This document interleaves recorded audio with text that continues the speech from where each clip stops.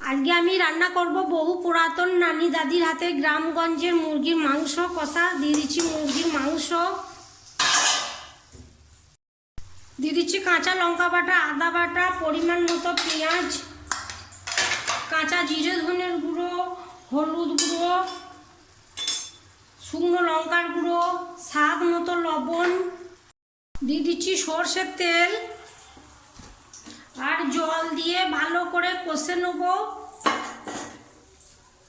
মাংস কষা হয়ে গেছে, দিয়ে দিচ্ছি পরিমাণ মতো জল দিয়ে আমি সেদ্ধ করে নেব।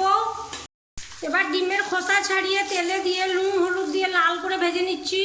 মাংস সেদ্ধ হয়ে গেছে, এবার মাংসের মধ্যে দিয়ে দিচ্ছি, কিছুক্ষণ রান্না করে নিচ্ছি। এবার দিয়ে দিচ্ছি একটু চিনি আর ছোট এলাচ, দিয়ে গ্যাস বন্ধ করে ঢেকে রেখে দেবো একটু।